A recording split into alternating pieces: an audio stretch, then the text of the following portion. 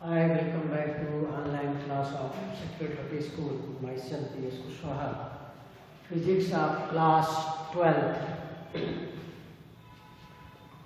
आज हम लोग पढ़ेंगे second chapter electrostatic potential and capacitance. इससे पहले हम लोग फर्स्ट चैप्टर का एक एक टॉपिक पढ़े थे। जो आप लोग को डाउट हो कंसल्ट कर लीजिएगा। आज हम लोग पढ़ेंगे इलेक्ट्रोस्टैटिक पोटेंशियल एंड कैपेसिटेंस। तो सबसे पहले इलेक्ट्रोस्टैटिक पोटेंशियल एनर्जी क्या होता है। इलेक्ट्रोस्टैटिक पोटेंशियल एनर्जी, इसमें देखिए तीन डिफिनेशन आपको मिलता है। Electrostatic potential, electrostatic potential energy और इलेक्ट्रोस्टैटिक पोटेंशियल डिफरेंस।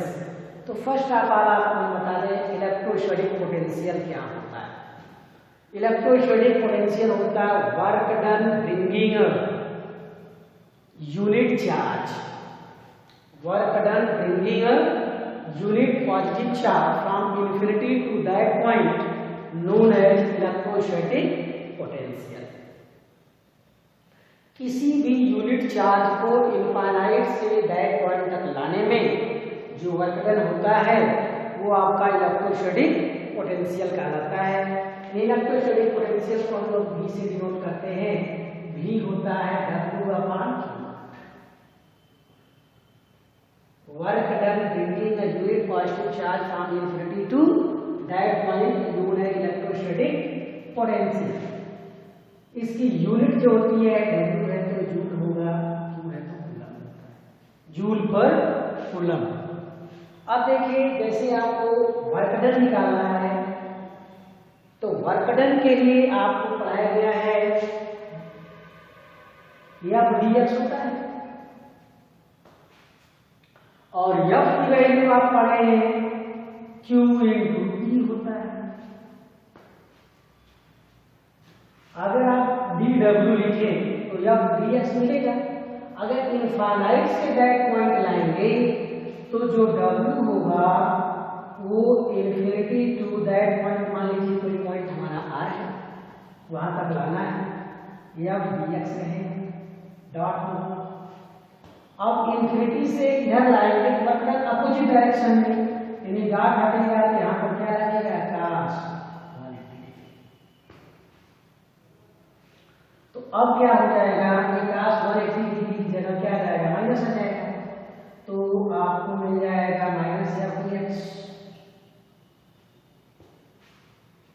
F की जगह क्या आ जाएगा Q into E dx। यानी आपको पोटेंशियल जो मिलेगा वो हो जाएगा W क्या है आपका इंटीग्रेशन Q E dx अपान Q0। ये इससे कैंसिल आउट हो जाएगा तो पोटेंशियल क्या आ जाएगा integration infinity to R E dx।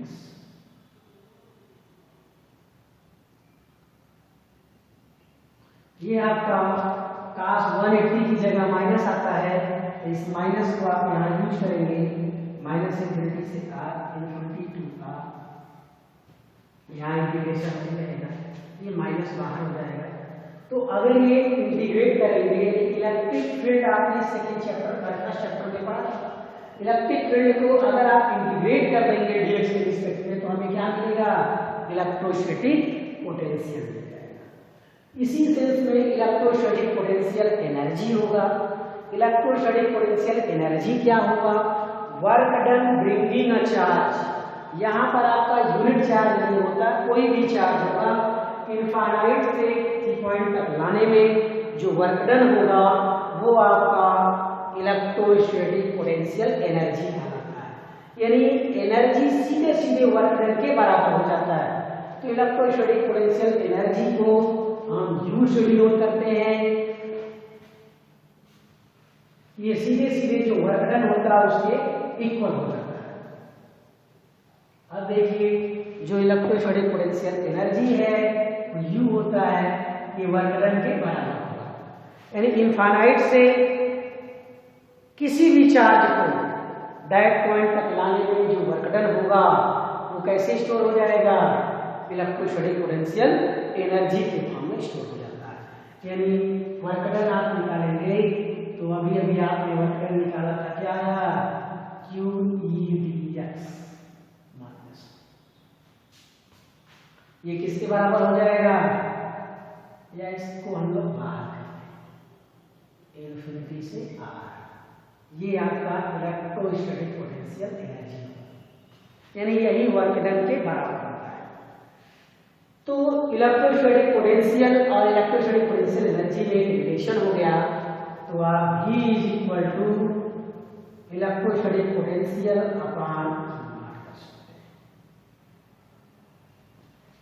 यानी यही जो है इन्फिनिटी टू दैट पॉइंट, अगर one point to another point हो जाएगा तो इलेक्ट्रोस्टैटिक पोटेंशियल डिफरेंस कहलाने लगेगा। उस कंडीशन में हम लोग ऐसे लिखते हैं A से B, तो जो वर्क डन होगा वो भी A से B होगा अपॉन Q।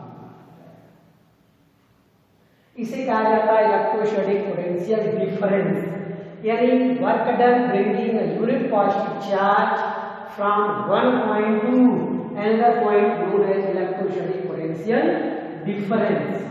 इसकी यूनिट भी वही होती है, जूल पर कूलम। पोटेंशियल और पोटेंशियल डिफरेंस में कोई डिफरेंस, बेसिकली हम लोग हर जगह इलेक्ट्रोस्टैटिक पोटेंशियल डिफरेंस ही यूज करते हैं। इलेक्ट्रोस्टैटिक पोटेंशियल तो कहीं होता है,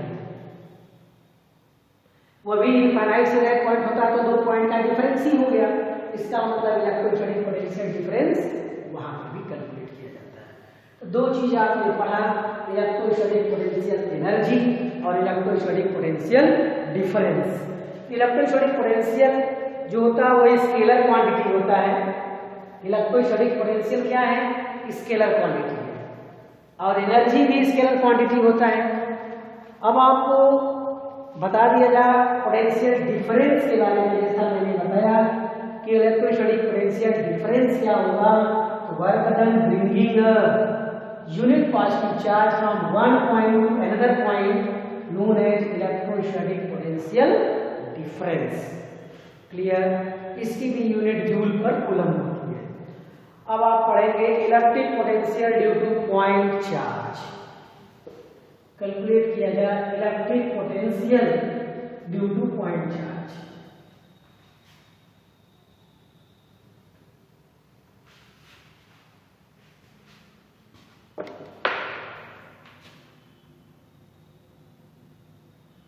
इलेक्ट्रिक पोटेंशियल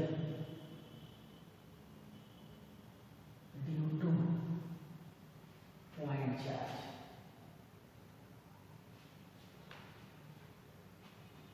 पॉइंट चार्ज के द्वारा इलेक्ट्रिक पोटेंशियल कैलकुलेट किया जाएगा। मान लेंगे यहां पर दो पॉइंट है ए और बी, जो आर डिस्टेंस पर सेपरेट किया गया है। ए और बी पॉइंट है, इसके बीच डिस्टेंस है आर। ए से बी के बीच की डिस्टेंस कितनी है? आर। मान लीजिए इनफाइनाइट पे कोई चार्ज है, वहां से उसको लाना है। यहां पर एक सोर्स चार्ज रखा गया होगा,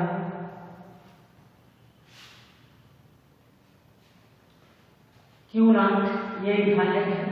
यहां से किसी पॉइंट पर मान लीजिए ये पॉइंट आपका पी हो, इसके बीच की डिस्टेंस ये कितना है? x। इसको लाएंगे तो निश्चित रूप से दोनों पॉजिटिव चार्ज होने से इसमें रिपल्सन होगा। रिपल्सन की वजह से फोर्स इधर लगेगा। आप मूव इसको इधर कर रहे हैं तो निश्चित रूप से फोर्स इधर हुआ, डिस्प्लेसमेंट इधर हुआ, तो इसके बीच में 180 डिग्री का एंगल बनेगा। अब आप देखिए यहां से मान लीजिए बी पॉइंट है, स्मॉल डिस्टेंस मूव करेंगे कितना? dx। अगर आप dx मूव करेंगे तो निश्चित रूप से आप देख रहे हैं कि ये चार्ज अगर यहां पहुंचेगा तो इसमें एक फोर्स एक्सर्ट होगा।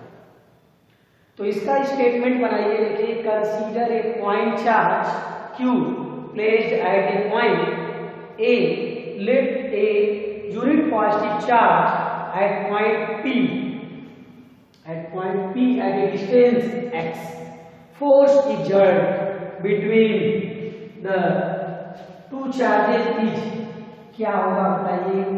1/4 pi epsilon not capital Q not upon x square, ये मिलेगा।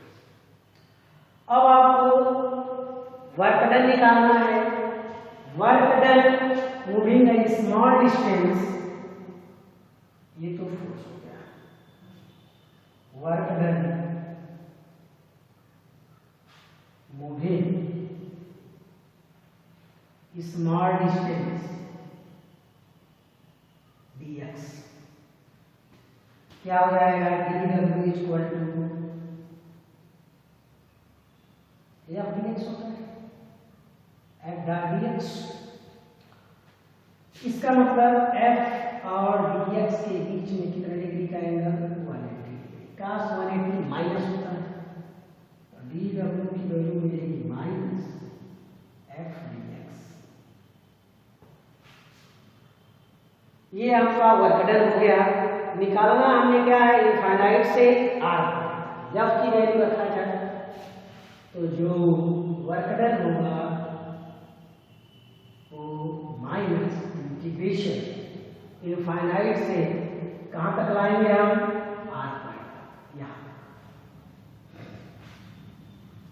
यह क्या है आपका? 1/4 pi epsilon not Q not upon x square dx। ये f हो गया, ये dx हो गया, ये क्लियर। अब देखिए इसका इंटीग्रेशन करेंगे, ये सारी चीजें तो कांस्टेंट में बाहर कर देते हैं। w क्या हो जाएगा? Q not upon 4 pi epsilon not integration, ये ऊपर जाएगा तो x की पावर -2 dx हो जाएगा। इसका इंटीग्रेशन करेंगे तो मिलेगा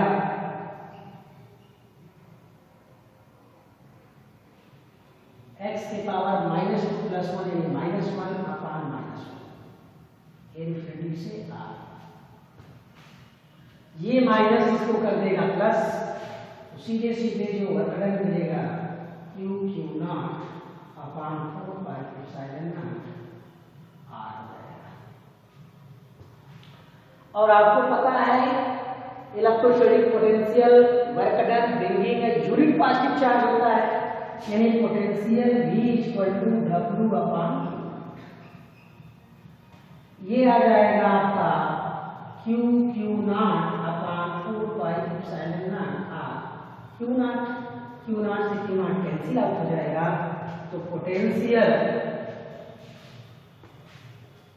V equal to 1/4 pi epsilon not Q by, ये हुआ electrostatic potential due to point charge. अगर यही पे आपको निकालना होगा पोटेंशियल डिफरेंस, तो करना कुछ नहीं होगा। 1 पॉइंट से अगर पॉइंट कर रहे थे, इसका मतलब R1 से R2 तक इंटीग्रेट कर दिया जाएगा। क्या करेंगे? यहाँ पे R1 से R2 कर देंगे, वहां पर इनफाइनाइट से r की जगह क्या बन जाएगा? R1 से R2 हो जाएगा। तो V equal to 1/4 pi epsilon not Q 1/R2 minus 1/R। अब देखिए हम कंपैरिजन करते हैं इलेक्ट्रिक फील्ड और पोटेंशियल में। डिलीट करते हैं। Comparison between electrostatic field and potential. Electrostatic field और पोटेंशियल में कंपैरिजन किया जाएगा। अब देखिए कंपैरिजन में क्या आता है। ग्राफ आपको पढ़ा जाएगा इलेक्ट्रिक फील्ड और पोटेंशियल में ग्राफ।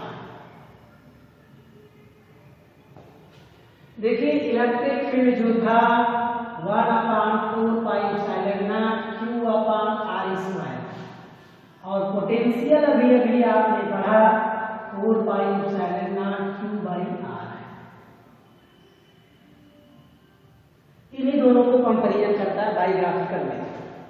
ठीक, तो अब देखिए इलेक्ट्रिक फील्ड पोटेंशियल किसके लिए ये सारी चीजें तो सब में सेम है, केवल r है। तो हम ये कर सकते हैं कि electric field inversely proportional to distance के, बट पोटेंशियल स्क्वायर के, और ये इनवर्सली प्रोपोर्शनल टू डिस्टेंस। अब आप देखिए इसमें यहां पर हम लोग ले लें electric field of in potential, यहां पे r ये यहां पर निश्चित रूप से हम देख रहे हैं कि r की वैल्यू अगर 1 रखें तो 1 का स्क्वायर भी 1 होगा। इसका मतलब 1 ऐसा पॉइंट होगा जहां पर इलेक्ट्रिक फील्ड और पोटेंशियल दोनों क्या होंगे, सेम होंगे। तो मान लेंगे कि 1 हमारा यहाँ पे पड़ रहा है, r इज इक्वल टू यहाँ 1 है, 1 से ये छोटा है, इधर 1 2 3 इस तरीके से पड़ रहा है।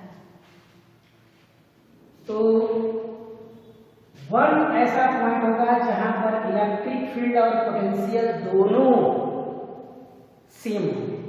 लेकिन अगर आप 1 से छोटा रखेंगे, 1 से छोटा रखेंगे, तब आप देखिए छोटे का स्क्वायर जैसे पॉइंट आपने 5 कर दिया तो 0.5 दे देगा। इसका मतलब उसकी वैल्यू और बड़ी हो जाएगी। तो इलेक्ट्रिक फील्ड क्या हो जाएगा, बड़ा हो जाएगा, पोटेंशियल छोटा हो जाएगा। बड़ा रखेंगे तो इसका जस्ट अपोजिट हो जाता है। इसका मतलब लिखना आपका कुछ ऐसा।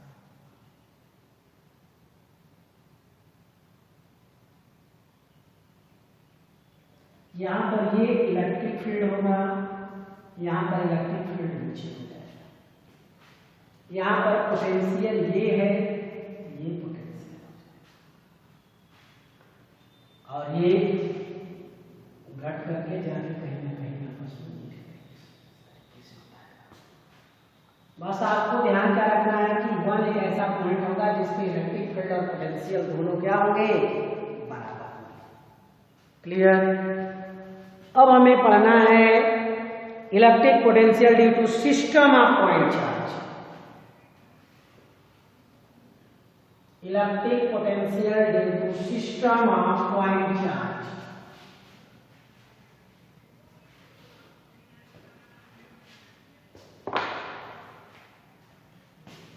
Electrostatic potential due to system of point charge.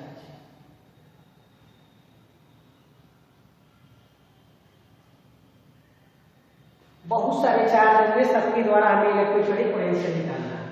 मान लीजिएगा एक चार्ज यहाँ Q1 है, Q2 है, Q3 है, इस तरीके से ये चार्ज आपका Q1 है, ये आपका ओरिजिन है। तो अब आपको पता है कि ओरिजिन है, हम निकालेंगे किसी एक का इस पॉइंट पर, इसका इस पे, इसका इस पे, इसका इस पे, सबको क्या करेंगे, ऐड करेंगे। तो कंसीडर करेंगे n point charge Q1 Q2 Q3 Qn separated by distance r1 r2 r3 rn, इस तरीके से सेपरेट किया from the origin. Potential at origin due to charge Q1, अगर हम उसे V1 से डिनोट करें तो 1/4 पाई एप्सिलॉन नॉट, ये Q1/r1 हो जाएगा। उसी तरीके से पोटेंशियल अगर लिखें Q2 चार्ज के द्वारा तो 1/4 पाई एप्सिलॉन नॉट Q2/r2 हो जाएगा। Q3 के द्वारा लिखेंगे तो 1/4 पाई एप्सिलॉन नॉट Q3/r3 होगा। सिमिलरली अगर nth चार्ज के द्वारा लिखेंगे 4 pi epsilon naught Qn/r। Superposition principle apply करेंगे। According to superposition principle net potential V1 plus V2 plus V3 up to V तक। तो देखेंगे सब में कुछ न कुछ चीजें कॉमन है। 1/4 पाई एप्सिलॉन नॉट कॉमन है, Q1/r1, Q2/r2, Q3/r3, Qn/r, इस तरीके से ये आपका सुपरपोजिशन प्रिंसिपल के द्वारा। नेट पोटेंशियल आप लिखेंगे समेशन के फॉर्म में 1/4 pi epsilon not summation I moving from 1 to n, QI upon R, ये आपका नेट पोटेंशियल है। देखिए ये हम लोग मल्टीपल चार्ज के द्वारा इलेक्ट्रिक फील्ड भी पढ़ते हैं, फोर्स भी पढ़ते हैं, पोटेंशियल भी पढ़ते हैं। तो कोई एक आपको पता हो, बाकी रिलेशन के अकॉर्डिंग हम जो चाहे वो कैलकुलेट कर सकते हैं। अगर ये पोजीशन वेक्टर के फॉर्म में लिखना हो तो 1/4 pi epsilon not summation I moving from 1 to n QI R minus RI, इस तरीके से भी वेक्टर के फॉर्म में भी राइट किया जा सकता है। ये इसका पोजीशन वेक्टर होगा। Clear? Thank you and have a nice day.